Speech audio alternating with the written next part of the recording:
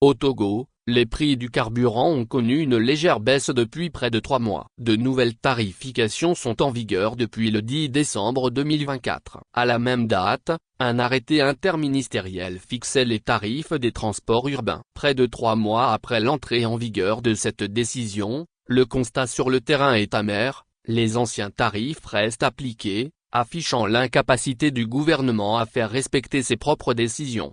Il est courant d'entendre que le gouvernement excelle dans l'élaboration des textes, mais peine à les appliquer. On se souvient qu'à l'occasion du 62e anniversaire de l'indépendance, en avril 2022, Faure Gnassingbé avait annoncé 4 mesures pour lutter contre la vie chère. Parmi elles, le plafonnement des prix des produits locaux, comme les céréales, et des produits importés, tels que la farine de blé, l'huile végétale, le lait et les concentrés de tomates.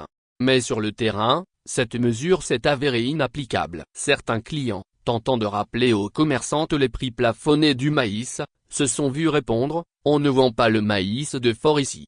Le 5 janvier 2022, en Conseil des ministres, le gouvernement avait également plafonné la caution et la garantie locative à 6 mois de loyer pour enrayer la spéculation dans le secteur immobilier. Une décision qui, dès son annonce, avait suscité le scepticisme des Togolais face aux réalités du marché locatif. Plus de 3 ans après, la situation demeure inchangée. Le ministère de l'Urbanisme et de l'Habitat, en charge de l'application de cette mesure, est resté silencieux, illustrant une nouvelle fois l'incapacité du gouvernement à traduire ses engagements en actes concrets.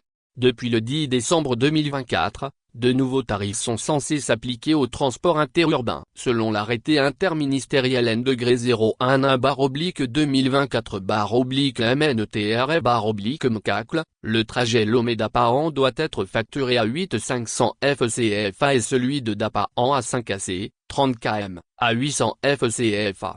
Pourtant, 2 mois après son entrée en vigueur, le tarif Lomé-Dapahan demeure à 10 000 FCFA, et celui de Dapahan 5AC est toujours maintenu à 2 000 FCFA, aux grandes dames des usagers. Les syndicats de transport rejettent ces nouveaux tarifs, les jugeant non proportionnels à la réduction du prix des carburants. Cette incohérence entre les décisions gouvernementales et leur mise en œuvre sur le terrain ne fait que ternir davantage la crédibilité d'un pouvoir déjà contesté et à bout de souffle.